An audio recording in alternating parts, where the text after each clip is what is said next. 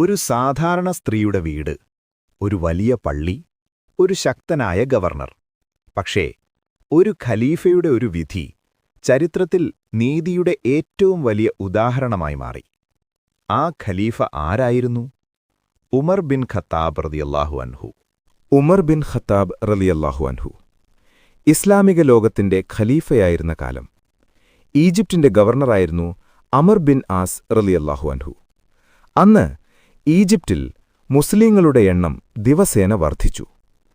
പള്ളിയിൽ നമസ്കരിക്കാൻ വരുന്നവർ വളരെ കൂടുതലായി. പള്ളിയിനി ചെറിയതായിപ്പോയി.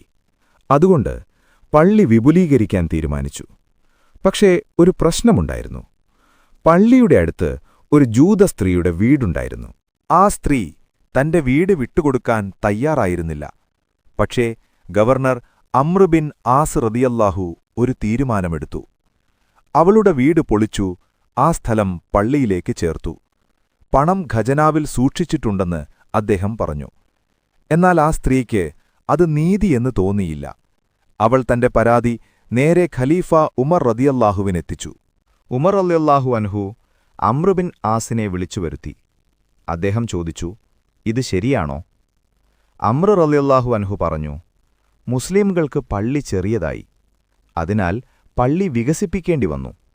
അവളുടെ വീടിന്റെ വില ഖജനാവിൽ നാം സൂക്ഷിച്ചിട്ടുണ്ട്. എല്ലാം കേട്ട ശേഷം ഉമർ റളിയല്ലാഹു അൻഹു തന്റെ വിധി പറഞ്ഞു. ഉമർ റളിയല്ലാഹു അൻഹു പറഞ്ഞു, ആ സ്ത്രീയുടെ അവകാശം ആരും എടുത്തുകളയാൻ കഴിയില്ല. അദ്ദേഹം ഉത്തരവിട്ടു, പള്ളിയുടെ ആ ഭാഗം പൊളിച്ച് അവളുടെ വീട് വീണ്ടും പണിയുക. ഒരു ഖലീഫ, ഒരു മുസ്ലിം ഭരണാധികാരി. പക്ഷേ വിധി ഒരു ജൂത സ്ത്രീയുടെ അനുകൂലമായി. അതാണ് ഇസ്ലാമിക നീതി. നൂറ്റാണ്ടുകൾ കഴിഞ്ഞിട്ടും ഉമർ ബിൻ ഖത്താബ് എന്ന പേര് ചരിത്രത്തിൽ പ്രകാശിക്കുന്നത് അവന്റെ ശക്തിയാലല്ല, അവന്റെ നീതിയാലാണ്. ഇതുപോലുള്ള അത്ഭുതമായ ഇസ്ലാമിക ചരിത്രകഥകൾ നിങ്ങൾക്കിഷ്ടമാണെങ്കിൽ ഇപ്പോൾ തന്നെ എന്റെ ചാനൽ സബ്സ്ക്രൈബ് ചെയ്യുക.